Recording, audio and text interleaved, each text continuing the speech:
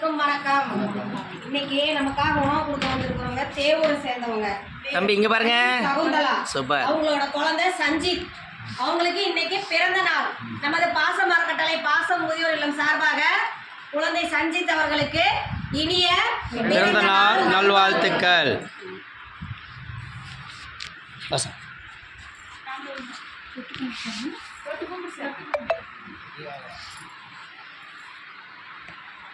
சஞ்சித் பிறந்த நாளுக்கு அவங்க மாமா வந்து எங்க தங்கச்சி பையனுக்கு பிறந்த நாள் அப்படின்னு சொல்லியிருக்காங்க.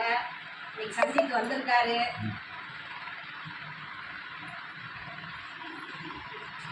அவங்க குடும்பம் வாழ்க்கையில அனைத்து செல்வம் பெற்று நீடூழி வாழ நமது பாசம் அறக்கட்டளை பாசம் முதியோர் இல்லம் சார்பாக இறைவன் கிட்ட ஒரு பிரார்த்தனை வச்சுக்கலாம்.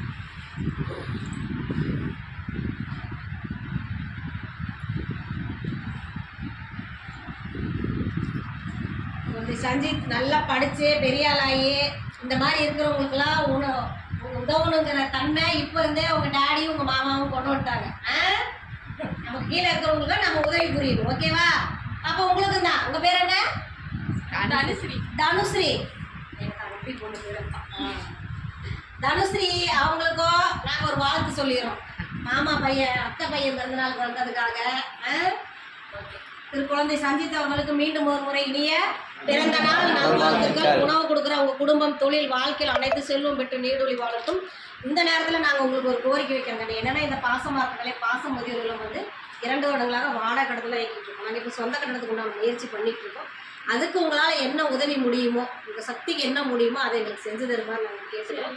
நீங்கள் மட்டும் இல்லாத உறவினர்கள், நண்பர்கள், நீங்கள் தான் வேலைக்கு போகிறது, நீங்கள் தான் சொந்த தொழில் செஞ்சு அங்கே வர வாடிக்கையாளர் அந்த இடத்துல எல்லாம் எங்கள் விசிட்டிங் கார்டை கொடுத்து இந்த மாதிரி இப்படி இருக்குங்க, இந்த மாதிரி இப்படி கேட்குறாங்க, நம்மளால் ஒரு 100 ரூபா கொடுத்தாலும் அது எங்களுக்கு உதவியாக இருக்கும். அதனால் இந்த நேரத்தில் எங்கள் முதியோர்கள் சார்பாக நாங்கள் கேட்டுக்கிறோம்.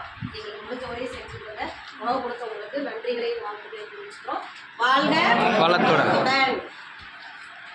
கும்பிடுங்க, எல்லாரும் நல்லா இருக்கணும் அப்படின்னு கும்பிடுங்க. சரிங்க சாமி.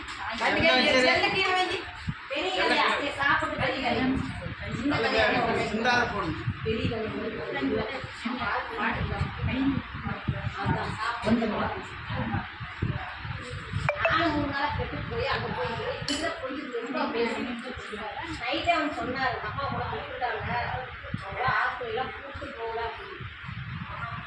ஏமா வீட்டில் போய் உட்காந்து வரமாட்டேன்.